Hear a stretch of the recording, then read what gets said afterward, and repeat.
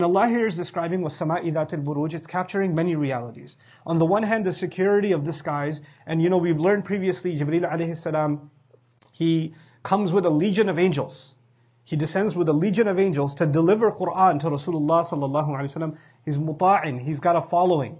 ثَمَّ أَمِينٌ وَمَا صَاحِبُكُمْ بِمَجْنُونَ. Your prophet, meaning the one among you, is not possessed by jinn. It's not a jinn who gives him these words. It's Jibreel alayhi salam. It's almost as though Allah is now describing the checkpoints from which He comes, these buruj that He descends from, right? And each of these towers are a witness to the journey of revelation coming down. But there's the other journey too, the journey of the souls and our deeds going up. So there are two journeys happening right now in the skies that are spiritual in nature. Our du'as go up, our deeds go up, those who pass away go up, and the revelation of Allah comes down, the rizq comes down, the amr of Allah comes down. So this travel in the sky is a spiritual reality. I wanted to highlight that because oftentimes, because we are living in the scientific age, we read an ayah of the Qur'an and we try to figure out what could it be saying scientifically.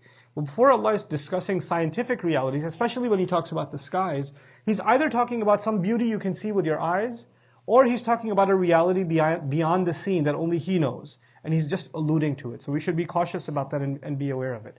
In any case, so the sky that possesses those towers, those guard towers. Now, what's come from them is the revelation of the Qur'an in our case. And so what does Allah Azza wa Jalla describe? وَالْيَوْمِ الْمَوْعُودِ. And I then swear by the day that has been promised.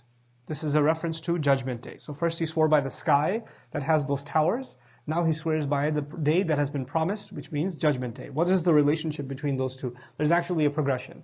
You notice that the idea of towers and of a fortress is actually defense, not offense. It's there to keep enemies out. In our case, to keep jinns out from hearing anything, right?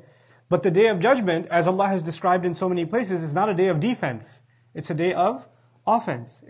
In fact, those angels now start descending. All of those armies that have been gathered start descending. وَجَاءَ رَبُّكَ وَالْمَلَكُ صَفًّا صَفًّا. They start descending rows upon rows upon rows. In other words, Allah is describing as if right now you see the stars holding their place. Those twinkles you see in the sky up there, those are the buruj Allah Azza wa Jal created, those towers Allah created. But one day they're going to go from defense to offense. And I promise by that day that has been promised and sent down. The other interesting thing here is that, one of the things that gets lost over time with any nation that was given guidance is that they lose their true teachings of who Allah was. So the names, the qualities of Allah, the oneness of Allah, the uniqueness of Allah, the relationship they're supposed to have with Allah, those things start withering away and getting contaminated with culture, with ignorance, with other things. Similarly, it's the teachings about the akhirah, the day that has been promised. Those teachings become corrupted, colluded, confused with other things. People have a diluted version of them.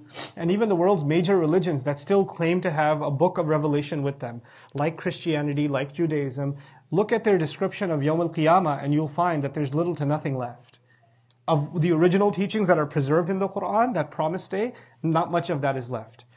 Tying these two ayat together, وَالسَّمَاءِ ذَاتِ الْبُرُوجِ وَالْيَوْمِ الْمَوْعُودِ. It is as if Allah is also saying, subhanahu wa ta'ala, that this final revelation that has come through such secure channels has come in a way that promised day and the truth about that promised day is also now secure. That will never disappear. So long as Qur'an is among us and it has been sent by such secure means, there's no way people are going to forget the promised day and what the truth about that promised day is. And just a subtle thing here, somebody could believe in the last day, like a Christian can believe in the last day, a Jew might even believe in the last day, somebody else might believe in the last day, but it's not just if there is a last day, what exactly is going to happen on that day? How is judgment going to be passed? What is going to be the way by which Allah will decide who succeeds and who fails? Those details are all confused. And now Allah, by calling it Al-Yawm al-Maw'ud, is describing a day that has not only just been promised that it's going to come over and over again, but a day whose details are well known and well defined. And they're clear. So this is وَالْيَوْمِ الْمَوْعُودِ. And then finally, وَشَاهِدٍ وَمَشْهُودٍ. One of the most powerful ayat of the Qur'an. It's two small words, and so much is packed inside them that it's baffling. I'll start with the most obvious. So let's translate it first. He says, I swear by the sky that has towers. He says, I swear by the day that's been promised. And then he says, I swear by the witness and the one that has been witnessed. The witness and the witnessed. So for instance, right now, I'm the witness and you're being witnessed by me. Or you're the witness and I'm being witnessed by you. So we are shahid and mashhud to each other. That's the idea of shahid and mashhud. But if you look at it in the sequence of the ayat, the first thing that comes to mind is that the stars, what's the purpose of a tower?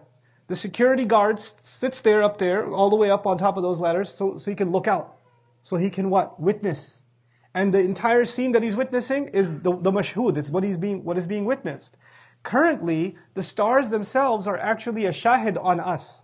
Our deeds, our actions, what we are doing, even the stars are actually a witness against us. And that's one of the functions of the qasam also. One of the functions of the oath in the Quran, when Allah swears by something, He's actually turning it into a witness.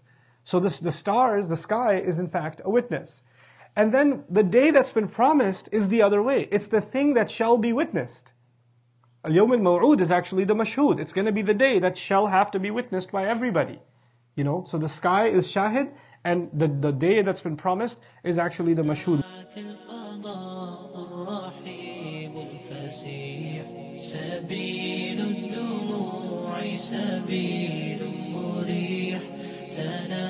هدايا صاحي كي تستريح وبث الدعاء